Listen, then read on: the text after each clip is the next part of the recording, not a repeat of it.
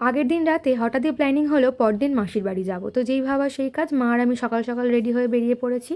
তারপর আমি চলে গিয়েছিলাম টিকিট কাটতে। টিকিট কাউন্টারে ছিল ঠিক এতটাই ভিড়। তারপর ভিড় ঠেলে টিকিট কেটে আমি বেরিয়ে এসেছি। আর ডায়মন্ড থেকে ট্রেনে ঠিক এতটাই ভিড় ছিল, এই ফার্স্ট টাইম দেখলাম ডায়মন্ড থেকে এতটা ভিড় ট্রেনে। তারপর ঠিক মগরাহাট যাওয়ার পর ট্রেনটা এতটাই ফাঁকা হয়ে গিয়েছিল। তো যাই হোক, ট্রেন ফাঁকা হয়ে গিয়েছে, ভালোই হয়েছে।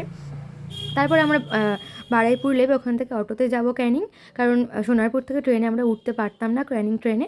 তারপর এই যে ক্যানিংয়ে নেমে গিয়েছি। ক্যানিং থেকে আমার মাসির বাড়ি আর কিছুটা মানে টোটোয় কিছুটা যেতে হয়। তারপর আমরা চলে গিয়েছিলাম একটা মিষ্টি দোকানে মিষ্টি কিনতে। আর মানে মাঝ রাস্তায় টোটো দাঁড় করিয়ে মিষ্টি কিনতে গিয়েছিলাম। টোটো দাঁড়িয়েছিল তাই তাড়াহুড়ো করে যাচ্ছিলাম। তারপর এই যে পৌঁছে গিয়েছি মাসির বাড়ি। আর মাসির বাড়ি এসেই একে আমি ফার্স্ট টাইম দেখলাম। আগে ছোটোবেলায় দেখেছি, মানে ভিডিও কলে এতে দেখেছিলাম, সামনে থেকেই প্রথম দেখলাম। তারপর হঠাৎই শুনলাম গিয়ে যে মাসির আজ বার্থডে। তো যাই হোক, দিদিরা সেই জন্যই এসেছিলো, আমরাও দিদিরা এসেছিলো বলে আমরাও গিয়েছিলাম। তারপরে এই যে ভাই বোনেরা সব এক জায়গায় থাকলে যে খুনসুটি হয় আর কি, দিদি এদিকে বাজাচ্ছিল গিটার। তারপরে এই যে সবাই মিলে এনজয় করে আমরা কেক কাটছিলাম।